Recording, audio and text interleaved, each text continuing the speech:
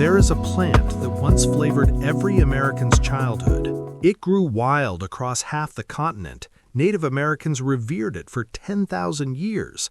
Colonial settlers called it worth its weight in gold. By 1900, every grandmother in America knew how to brew it into a spring tonic. Then, in 1960, the FDA made it illegal. Not because it was dangerous, but because the same aromatic oil that gave root beer its flavor would eventually threaten $1 billion drug enforcement system. This is sassafras, the tree that saved colonists from starvation, the tree that became America's second largest export after tobacco, the tree that disappeared from every kitchen in a single generation. But here's the twist they don't want you knowing. Nutmeg contains the same compound at 4 times the concentration. Black pepper contains it. Cinnamon contains it. None of those were banned. The difference? You cannot efficiently convert grocery store nutmeg into MDMA tablets. You can convert sassafras oil. I'm Frank Miller, and this is Heritage Garden Wisdom, where we expose why the tree never stopped growing. It just waited for someone to remember why it mattered. Subscribe right now and turn on notifications, because understanding why a plant used safely for 10,000 years suddenly became classified as a drug precursor reveals everything about who controls natural resources. Share this video with someone who thinks FDA bans are always about safety.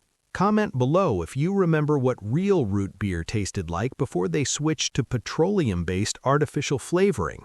Most of you don't, and that's exactly how cultural erasure works in a single generation. Sassafras, Continuum sassafrasium. The archive opens in the forests of eastern North America sometime around 8000 BCE. Long before Europeans arrived, sassafras grew from Maine to Florida, from the Atlantic coast to eastern Texas. Indigenous peoples across dozens of tribes knew it by different names. The Choctaw and Cherokee knew it. The Timucua in Florida called it pawan. They didn't just use it, they revered it.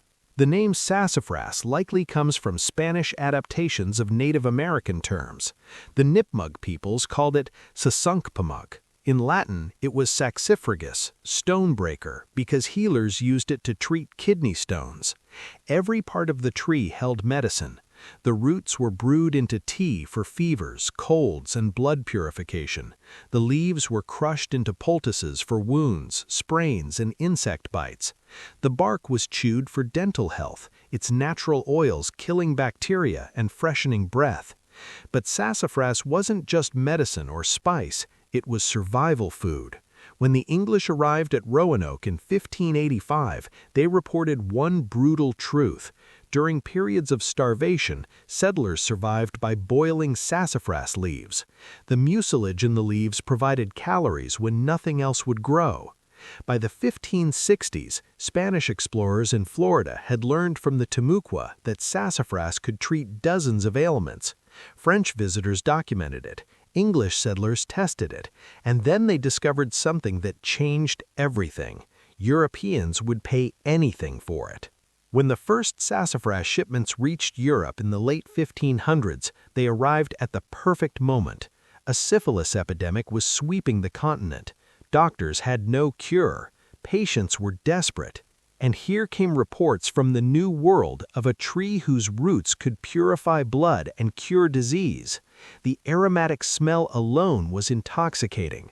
Legend says Christopher Columbus knew he had reached North America simply because he could smell sassafras on the wind from his ship. By 1602, demand was so intense that a single shipment of sassafras bark weighed an entire ton. In England and continental Europe, apothecaries sold it as a dark medicinal beverage called saloop. It was prescribed for fevers, digestive issues, skin diseases, rheumatic pain. The price skyrocketed. Sassafras bark sold for its weight in gold.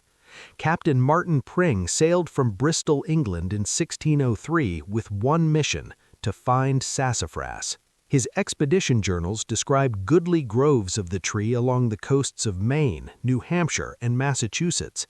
He filled his ship and returned to England a wealthy man.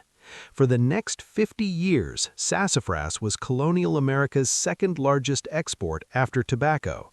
But there was a problem. The bark was the most valuable part. It contained the highest concentration of safrole oil.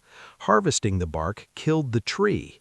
By 1626, just 24 years after that first ton-sized shipment, English colonists could not meet their export quota. They had stripped every accessible sassafras tree nearly to extinction. By the 1840s, American entrepreneurs had discovered something brilliant. You could turn sassafras root into a sweet, fizzy drink that tasted like childhood itself. Root beer was born. By the turn of the 20th century, sassafras had woven itself into the fabric of American culture. Every corner store sold root beer. Every grandmother knew how to brew sassafras tea as a spring tonic. Every Southern cook kept filet powder in the pantry for gumbo. George Washington drank it. Benjamin Franklin praised it. Thomas Jefferson served it at Monticello. Philadelphia pharmacist Charles Hyers turned it into a commercial empire. Hyers root beer became a household name, marketed as a healthy alternative to alcohol.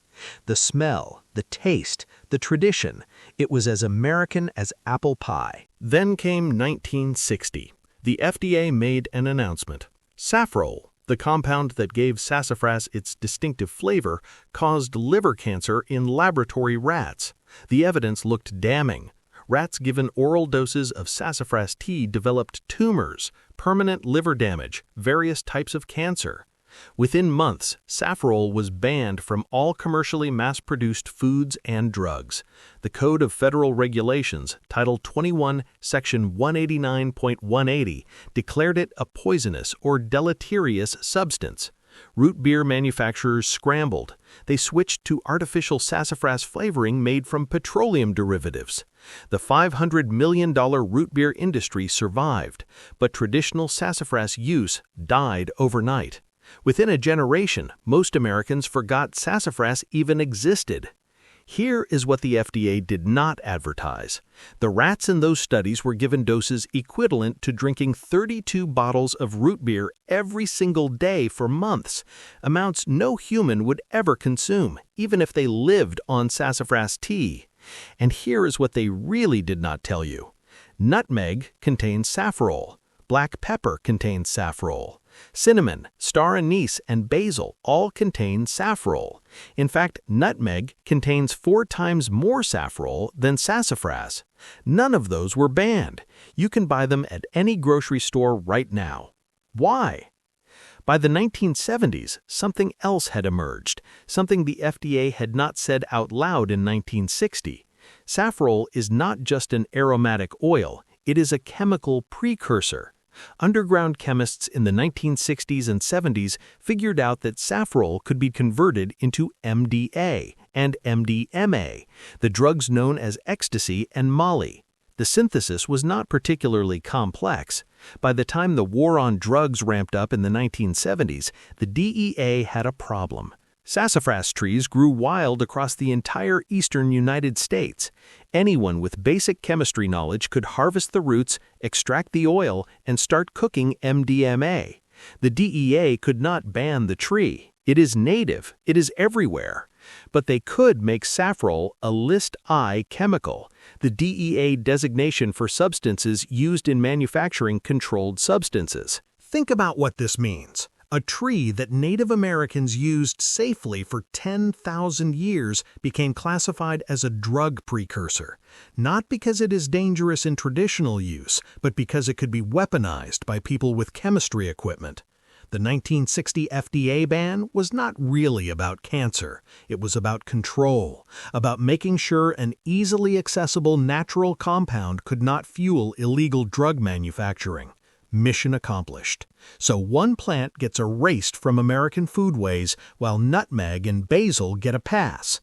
The difference? You cannot efficiently convert grocery store nutmeg into MDMA tablets. You can convert sassafras oil. Not because of danger, because of control. Today, sassafras trees still grow wild across 20 states. You can walk through any deciduous forest from Maine to Texas and find them.